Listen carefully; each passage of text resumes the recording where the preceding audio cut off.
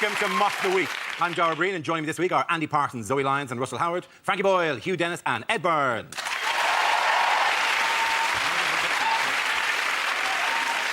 We start with a round called Headliners. Here's a picture of Prime Minister Gordon Brown with his immediate predecessor, Tony Blair. But what does BMCB stand for? Is it Brown's Mental Complete Breakdown? Or is it just Britain's Mr. Charisma Bypass? Is it Blair makes chimp body pop? Is it Brown's man boobs captivate Blair? Is it Blundering Morons Crucifixion Begins? And is it just bollocks, my career's buggered? Sometimes that's all satire needs to be. If you look like uncles dancing at a wedding, I would go with British men can't boogie. Yes. Or is it... I've still got it! I've still got it! You show them, you show them. It could be Blair might come back. Oh! Very serious. There's an interesting reaction. That came from a dark place, didn't it? Someone over there was sharpening a scythe. OK, I'm going to steer you towards the correct answer. I think it's Blair. Blair's memo criticises Brown. I'll accept that as an answer. Well done. Accepted. Is it the right answer or not? This is the news that Gordon Brown's political enemies are plotting to remove him from number 10. A leaked memo has been published which reveals Tony Blair's fury with Brown for criticising his record as Premier. It isn't news, though, is it, that Tony Blair hates Gordon Brown? No, it's not. It's not. The news is the people who are thinking are going to take over from Gordon Brown. I think. That is, yeah. And it's not the memo itself, it's the leaking of the memo. It's suddenly people are tiptoeing into view with the view to getting rid of Brown. It's David Miliband, isn't it? It is David Miliband. David Miliband always has one expression on his face, right, which is a sort of mixture of puzzlement and aggression, right? It's all like this. Which makes me think that David Miliband lives in a cul-de-sac. Do you know that thing when you walk down a cul-de-sac by mistake and you see someone and they sort of look at you like, you don't live in a cul-de-sac? David Miliband's problem is that he isn't even well known in his own constituency, right? So there was a story in the paper this week about David Miliband getting very, very excited because somebody came up to him in his constituency and said, excuse me, can I have your autograph, please, Mr. Henman? What a double whammy of dull, though. Do you know what I mean? Some bloke went, oh, I thought it was Mr. Tim Henman, but it turned out to be Mr. David Miliband. Sometimes my life's crazy. Miliband's part of a Labour mafia who are apparently called the Primrose Hill Gang. Which sounds like the campest bank robbers ever. Put your hands in the air and dance! That'd be great, just doilies everywhere afterwards. Go around blowing the froth from cappuccinos in other people's faces. Take that! And the chocolate. Ow! Basically, Miliband is a slightly different type of career politician, and they're going, oh, it'll be a breath of fresh air. No, it'll be very slightly different. Vin Diesel, he'd be a breath of fresh air. Sergeant Bash from Robot Wars. Why don't they ever just... You know this, we need somebody different to lead the party. Why don't they ever just get someone and go, yeah, we've got a new leader, he smokes a lot of grass and does kung fu. What about that? I don't see how anyone could vote in good conscience for a man who said, and he did say this without any irony, without his tongue anywhere near his cheek, actually was quoted as saying, social justice is what gets me up in the morning.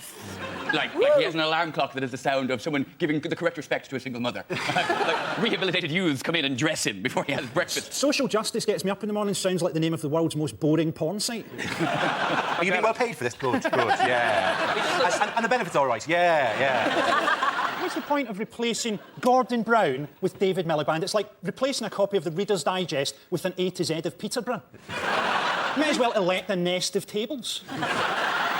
Well, who's come out in support of Brown? Alan Sugar. It's the most remarkable... He did this interview in The Sun where... I don't know what they're looking at there. Did you see the line that Sugar said? There was this amazing line. I don't know if you read it. It was just gobbledygook. He was kind of going, yeah, he's a good bloke, I'll lend him a monkey, nuts and bolts, knows what he's doing, he's still hired. And there was one sentence, I've written it down here. He said that we're looking for a leader as a nation who can bunny off a scratch.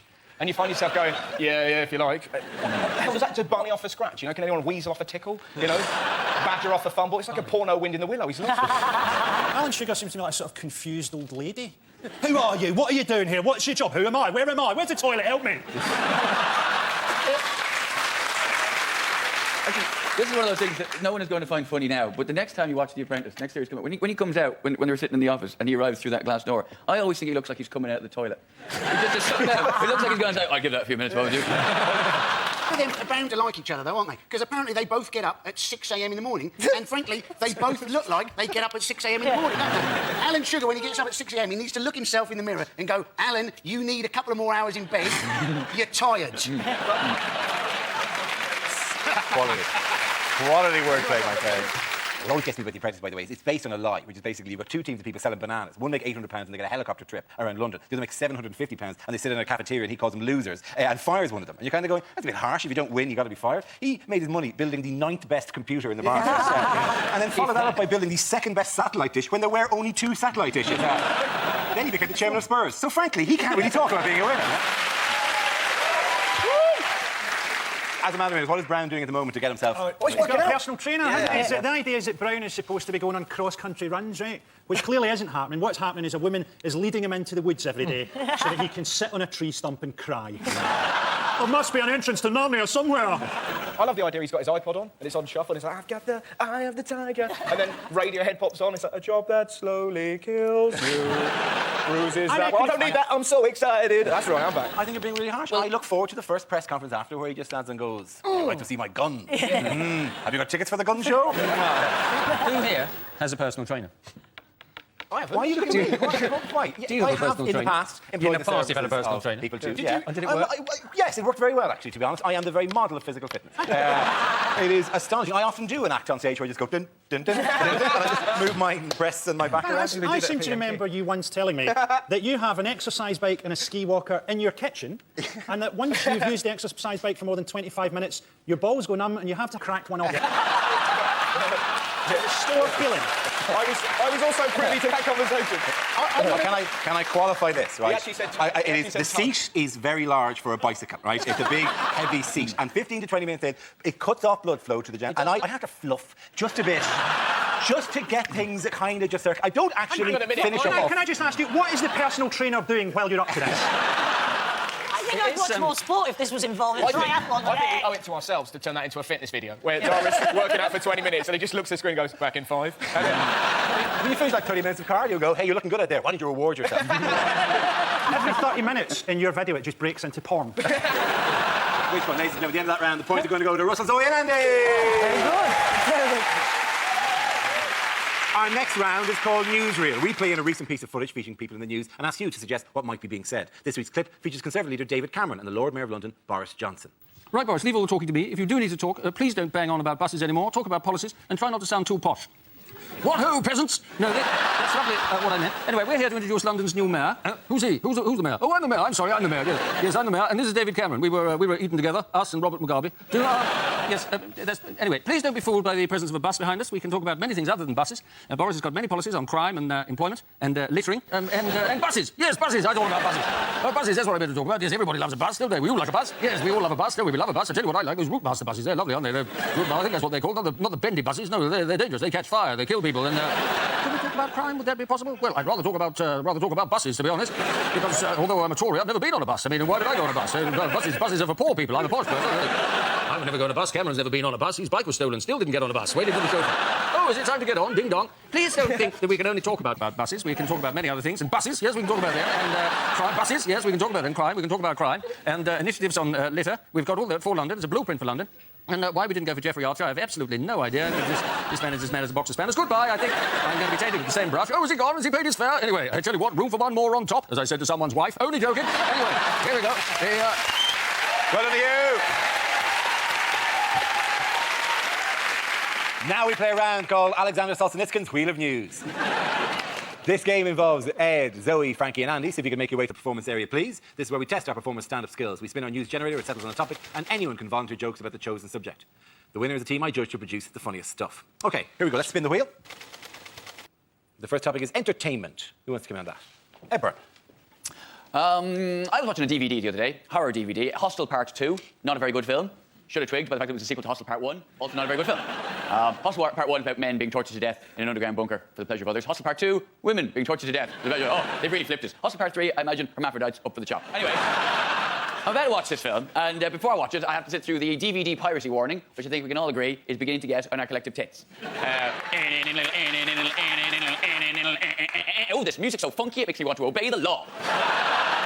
And it's the patronising nature of it. It's this thing of, you wouldn't steal a handbag. You wouldn't steal a car, so why would you steal a movie? I'm sitting there going, don't tell me what I wouldn't do. You don't know me. I am drunk at 4 o'clock in the afternoon, in my pants, about to watch women be tortured to death in an underground bunker in Eastern Europe.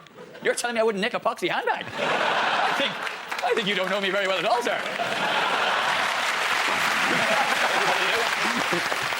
OK, let's spin the wheel again. The subject is obesity. Who wants to come in on that? Zoe Lyons. I was in a queue in Woolies. Don't judge me, they had a sale on DVDs. And there was a woman in front of me with a kid. Now, there is no polite way of saying this. This kid was mad. She was huge. She didn't have a muffin top, more a sort of wedding cake tear effect going on. She was a big kid. She was a big kid. She actually had a T-shirt on that said Little Princess. It was more like Little Principality. She looked like Monaco in a crop top. She was a big kid. And this kid picked up from the side there a bar of fruit and nut chocolate and held it up to her mum and said, Mum, can I have that? Can I have it? Mum, can I have this? And eventually her mother just lost it, turned round to this kid and went, No! You don't like it! It's got fruit in it! Well done, Zoe Lyons. OK, we're left Andy and Frankie. Let's spin the wheel again. The next topic is environment. Andy Parsons. So, now, apparently, plastic bags are evil. Because apparently they take 100 years to biodegrade. Now, that came as a bit of a shock to me, because often when you get a bag in a supermarket, they seem to biodegrade when you put anything heavy in them. That is why people double bag, isn't it? Because otherwise it's like a crap magic trick, isn't it? They give you the bag, you put the bag on the counter, you put the stuff in the bag, you pull up the bag, and hey presto, the stuff's still there on the bloody counter. Well done, Andy Parsons. OK, let's see what Frankie's been left with. Let's spin the wheel. It's celebrity. Tom Cruise has got a creepy marriage going on, hasn't he? I reckon if you went round to their house for dinner, she'd have written, Get help in the peas. You seen a photo of Amy Winehouse recently? My God, she looks like a campaign poster for neglected horses. How did Wayne Rooney manage to get married? Probably only because I do sounds quite a lot like ooh, ooh. Jade Goody's just been burgled. According to the papers, she lost £100,000 worth of her most prized possessions. That is a lot of turnips. Frankie Boyle. Points go ahead, and Frankie. Our next round is called If This Is the Answer, What is the Question? On the board are 6 categories. Zoe, which category would you like? Sport. OK, sport. The answer is 85,000 miles. What is the question? How far would the Proclaimers have to walk these days to get a hit? If I was to add together all the times that people have sung I Would Walk 500 Miles at Me... Is it? I love that. I love that stuff. You look like one of the Proclaimers. One of the Proclaimers? They're twins, you daft bastard. Is it how long is a hen night limo? When is Stephen Hawking due for his next service? Is it what is the nearest that I will get to watching Mamma Mia? Is it on a still day? How far away can you hear Brian Blessed? What distance has been covered by Dwayne Chambers in training in a sadly pointless exercise? Is it, for legal reasons, what is the closest that I'm allowed to come to the actress who plays Hermione in the Harry Potter film? Is it how far has the Olympic flame travelled to actually get into Beijing? That's absolutely right. Well done, Andy Parsons. When the torch came through London, it was amazing, wasn't it? Because the Chinese got to number 10 and barged Gordon Brown out of the way. And he's the only Scottish guy in the world that would have stood for that. Any other Scottish guy would have opened the door to number 10 in his pants, looked at the ambassador with the torch and gone, What's this, pal? Oh, they're chicken and black bean sauce. Did anyone see the list of rules that the Chinese government have put in place? It's insane, isn't it? Extraordinary. I don't know if you've seen it. One of them is you're only allowed to wear 3 colours during the Olympics.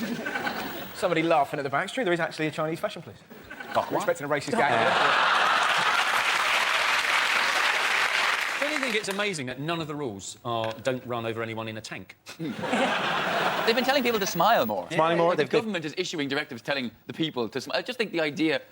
You, faceless tool of the Communist Party, why so glum? Who watches the Olympics anyway? Surely the irony is the only people who watch the thing are people who are too lazy to switch off the TV. Who watches gymnastics? Watching gymnastics is just paedophilia for cowards, Dara. If we arrested everybody who was watching the rhythmic gymnastics, the country would be a safer place. Do you deny it? I'm hoping we do... A much sweeter reason, I'm hoping we do really well in the gymnastics, because our best gymnast is called Beth Tweddle, and I want it to be a medal for Tweddle. They have given advice because they're worried about terrorism, aren't they, after what's happened in the last week? And they've actually told people if terrorists do burst into their house, the advice apparently is to keep calm, right? Yeah. Not to fight back, but to try and text the police from your mobile phone. Now, you think your average terrorist might be a bit alert to that. What are you doing with your mobile phone? Oh, just playing Snake. Also, terrorist is quite a tricky word to text when you're under pressure. So you'd have to put, OMG, bad man, tie me up, send. The Olympics are boring, right? What we need is an event where we see who can jump from the greatest height. Because then we could get all these sort of depressed and suicidal people, and they could win something for their country when they die.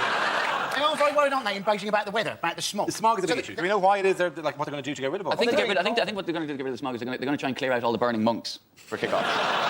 They're shutting down all economic activity in Beijing. Yeah. They're shutting down factories, traffic, everything. It's all been shut down. They must be delighted that Paula Radcliffe may not be fit, because the last thing they need with all that pollution is her coming and squatting and contaminating the water supply. Do you see, it's one thing... Am I wrong about this, or have they got a guy running in the Olympics who's got no legs?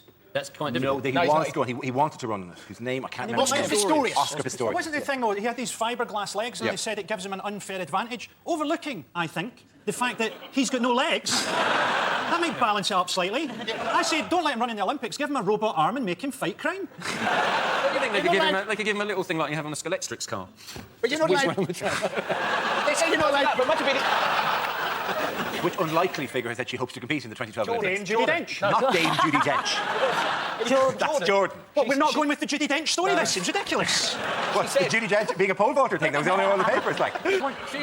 She's pissed off, isn't she? Because she got chucked out of... they wouldn't allow her to buy a table at the No, polo. she was at some polo event, and she wasn't allowed into the China White tent. Somebody apparently they said, no, you're not the kind of person we're looking for here. Well, it could be. Maybe they have a rule about having to be less than, 45% silicon. Polo is just disgusting, isn't it? It's just exhibitionism. It's rich exhibitionism. It's not like there's a five-a-side Sunday league of polo where people go down the Hackney Marshes and ride about in a Labrador, is it? It's a, oh, look at me kind of thing. If Jordan wants to see people riding dumb animals, she should just look in a mirror the next time she's having sex. There's a lot of stuff there about that I think they were worried that she would show herself up because there's an etiquette at polo, there's an etiquette amongst the posh, and some of it is completely incomprehensible. So, for example, as I discovered, you're not meant to turn your back on the Queen. Why? I don't know. She's very unlikely to nick anything. But you're not. And I did that. I was 18. The Queen came to my school because someone had burnt my school down. And somebody had burnt your school down. Was that down? the stage of her career when she was investigating mysteries? Yeah, she's Inspector Queen in the school. You're playing around as some sort of Jessica Fletcher figure. At the end of that round, the points go to Frankie Hewinan. Now we come to our final quickfire round called Scenes We'd Like to See. This is for everyone, so if you can make your way over to the performance area, please. I call it ideas for scenarios we'd love to see, and the performers come in with their suggestions. OK, here we go. The first subject is bad things to say at a job interview. What can I bring to the job? A burning hatred of the West, a hook for a hand and a pilot's licence. The 5-year employment gap, yeah. I was canoeing.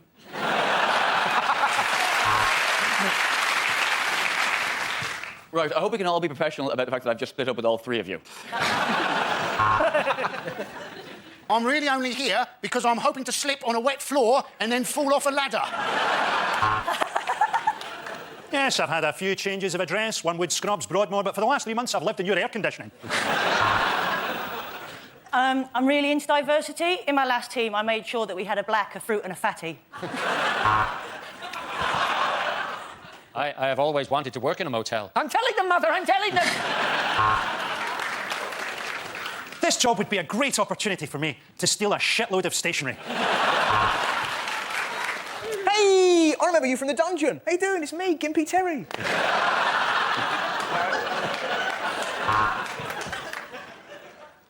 I'm Gimpy Terry's mate. Sum myself up in 3 words. I suppose it would have to be killer alien vagina. What do you mean I'm underqualified to be a plumber? I'm 5 hours late. I've done a piss in your sink.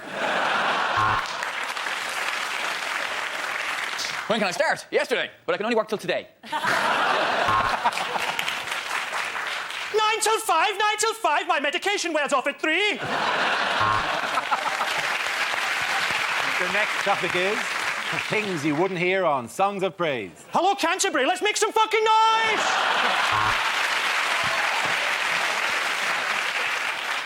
Well, the locals here on the Shetland Isles have given us a tremendous welcome. Today we have our act of worship, and tomorrow they're burning me in a wicker man. They call him G.O.D. and he the Big Daddy. He look like me, but he more beardy. Hello, I'm Sister Margaret. And I'm an alcoholic. The parishioners will now go forward to receive communion, if they can get past Atlas and Predator. Christians in one corner, Muslims in the other. Let's get ready to rumble! Well, the goat is strapped to the altar, so let's begin. That was beautiful. Such a shame there's no one actually up there to have heard it. And we appear to have a streaker. No, one of the altar boys has escaped from the vestry. If you're enjoying this, why not turn over to BBC Three, where you can enjoy Songs of Praise uncut? Well, now, choir of the week. They're not the Von Trapp family, but they were the Trapp family. It's the Fritzels from Austria. The next reading is from St Paul's first letter to Jim Fixit. At the end of that round, the points go to Frankie, Hugh and Ed.